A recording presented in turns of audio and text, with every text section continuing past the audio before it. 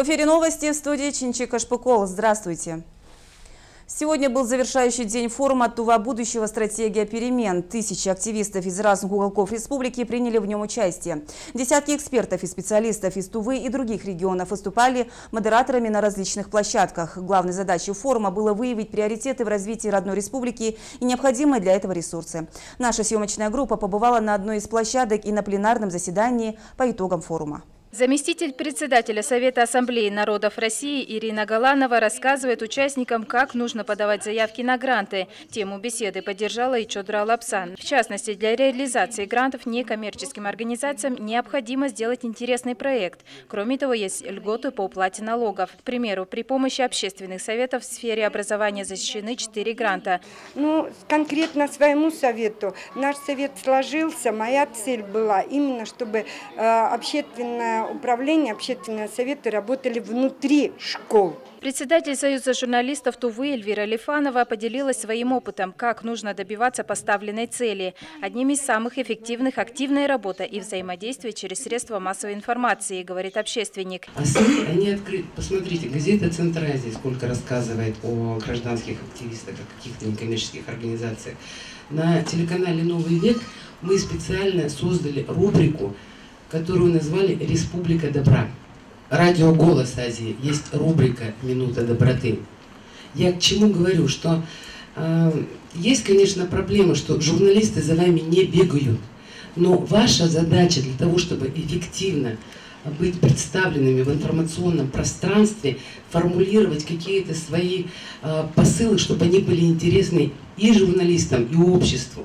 Развитие гражданского общества имеет сложные направления. Главная задача большого форума – выработать стратегию развития Тувы, говорит модератор площадки Ольга Хомушко. Мне кажется, что работа нашей площадки удалась, потому что люди не просто делились своим мнением, своим опытом, люди высказывали реально конкретные инициативы. Приятно то, что вместе со старшим поколением и средним возрастом выступали и принимали участие в работе представители молодых общественных организаций. Форум «Тува будущего. Стратегия перемен» предполагает быть переломным периодом в развитии республики. Активисты общественных организаций, представители всех сфер деятельности выступают с идеями, мнениями и как представляют республику спустя четверть века. В чем она заключалась, какие цели мы перед собой ставили. И, на мой взгляд, все-таки получается, что вот это вот плечом к плечу наше сегодняшнее присутствие здесь уже подразумевает подступы к той стратегии, которую мы должны выработать. В подведении итогов форума экспертами выступили модераторы всех площадок. Они поделились своим видением развития региона. Решеточка без пробелов. Тува 2030. Сделайте фотографии, отметьте друг друга, разместите их прямо сейчас в соцсетях. Это уже будет ваш вклад в то, что Тува работает. Проведенный форум показал, что в Туве есть гражданское общество, неравнодушные активисты. Между обсуждениями было проведено СМС-голосование. Предварительно во всех отделениях МФЦ республики был проведен опрос, где жители Тувы могли внести свои предложения по социально-экономическому развитию региона. Диана Баймбуз-Буянаюн, РС Ховалык, телекомпания «Новый век». С 1 июля применение онлайн-касс станет обязательным. Об этом предупреждает Управление Федеральной налоговой службы по Туве. Налогоплательщикам необходимо перейти на новый порядок применения контрольно-кассовой техники, который предусматривает прием и передачу данных в режиме реального времени налоговым органам через операторов фискальных данных. На новый порядок обязаны перейти все юридические лица и индивидуальные предприниматели, чья деятельность предусматривает использование кассового аппарата. Зарегистрировать его можно, используя функциональные возможности личного кабинета на сайте ФНС России. В помощь налогоплательщикам на базе межрайонных налоговых органов Тувы функционируют открытые кассы, где специалисты инспекции еженедельно проводят консультации. На сегодня в республике в соответствии с требованиями нового порядка зарегистрировано 540 онлайн-касс, что составляет 54% от общего количества подлежащих замене.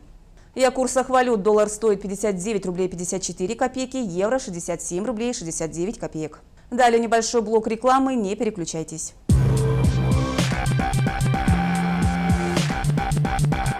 Эй, пап, ты чё завис? Мы не в интернете. А цены как в интернете. Так, комбинированная плита Дарина по интернет-цене 8990 рублей. РБТ.ру.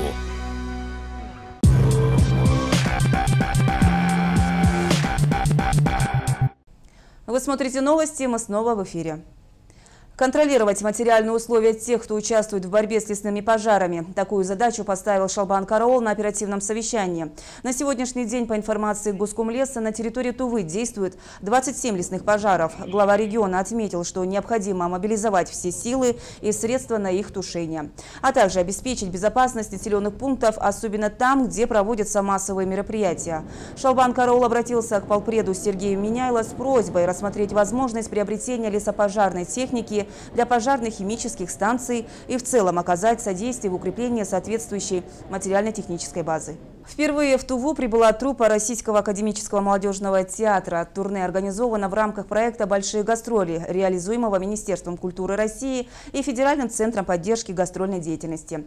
30 июня и 1 июля запланировано 4 показа 2 спектаклей «Сказки на всякий случай» и «Кролик Эдвард». Сегодня состоялась пресс-конференция, где артисты рассказали о предстоящих показах и гастрольной деятельности в целом. Это лишь малая часть артистов, приехавших в Туву из Москвы для показа 2 спектаклей. Всего в Кызыл прибыла труппа из 55 человек. Пресс-конференцию, посвященную гастролям Российского академического молодежного театра, открыл первый заместитель министра культуры Тувы Виктор Чикжит. В рамках программы, федеральной программы «Большие гастроли» Министерства культуры Российской Федерации сейчас, на сегодня в нашей республике в гостях, руководство и артисты Российского академического молодежного театра города Москвы при поддержке Федерального центра поддержки гастрольной деятельности. Вот они сегодня прибыли. Российский академический молодежный театр – это первый в России театр для детей, а ныне единственный в стране театр для молодежи. Основан в 1921 году. Сегодня он по праву считается одним из лучших драматических театров и лидером среди театров для молодежной аудитории. За 4-летнюю историю проекта «Большие гастроли» труппа приехала в Туву впервые. Это действительно первый раз нашему театру уже 96 лет. Мы вот сейчас завершили 96-й сезон. И никогда в своей истории РАМТ, а до этого театр назывался Центральным детским театром. Вот, то есть ни Центральный детский театр, ни РАМТ, вот уже начиная с 91 года так переименованный театр, никогда не добирался до ТВ. И, в общем-то, вот такое историческое у нас событие. Вот, и очень здорово. У нас так получается, что у нас очень тесные связи с Национальным театром, что вот в 2014 году на нашей площадке был юбилей, проводились торжественные мероприятия, связанные со 100-летием вхождения ТВ в состав России. Вот. И это было на нашей площадке. И с тех времен мы как-то все мечтали, что все-таки мы попадем в ТВ. «Большие гастроли» – это один из самых масштабных и популярных проектов Министерства культуры России и Федерального центра поддержки гастрольной деятельности, главная задача которой – охватить удаленные регионы в силу своего положения, практически лишенные возможности смотреть спектакли лучших театральных коллективов России.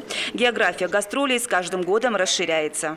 Тыва уже не первый раз засветилась на географической карте федерального центра, а уже второй раз, наверное, многие из вас помнят хорошие, так сказать, на мой взгляд, гастроли театра Маяковского, который, кстати, вспоминает с теплотой Тыву, хотя вроде не самый близкий регион, однако к сердцу у них запал. И теперь Российский академический молодежный театр, я могу сказать, что это один из самых интересных, на мой взгляд, театров сейчас, и не зря он расположен территориально рядом с Большим театром и с Малым, поэтому вот считайте, первый большой, конечно, исторический, второй малый, Юрий Михайлович Соломин, а третий, извините, Российский академический молодежный театр. Российский академический молодежный театр в рамках больших гастролей в этом году охватит 51 регион, где покажут 234 спектакля. У нас есть возможность датировать цены на билеты. Конечно, редкость такая, что к вам приезжает театр с доставкой на дом, да еще и по вашим ценам. Конечно, цены в Москве на эти спектакли в разы выше, и такая возможность действительно уникальна. Спектакли, которые мы привезли ровно в том виде, в каком они идут в Москве. Среди гостей такие известные актеры, как народная артистка России Татьяна Шатилова, заслуженная артистка России Татьяна Веселкина и другие. Стоит отметить, что Татьяна Веселкина, помимо работы в театре и кино, является еще и актрисой дубляжа. Я в свое время озвучивала Кристину Ричи вот от «Семейки Адамс», «Сонной лощины» и «Монстра».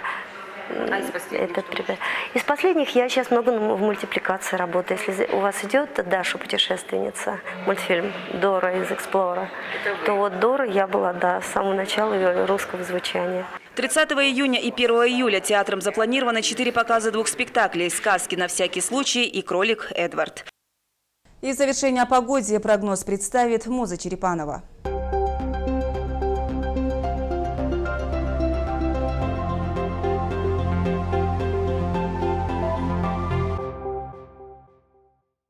Здравствуйте, вы смотрите прогноз погоды и, как всегда, я, Муза Черепанова. Расскажу о том, какая погода будет ожидать нас 30 июня. Днем в Кызыле ожидается сильная жара, температура воздуха поднимется до 35-37 градусов, так что без головного убора на улицу лучше не выходить. Вечером и ночью температура немного опустится, плюс 19, плюс 21 градусов. Малооблачно. Местами по республике Тыва возможны грозы, шквалистое усиление ветра до 12-17 метров в секунду. Пыльная буря, возможен град. Ожидается геомагнитная буря, относительная влажность воздуха 32%, давление 697 миллиметров ртутного столба. На этом я с вами прощаюсь. Берегите себя.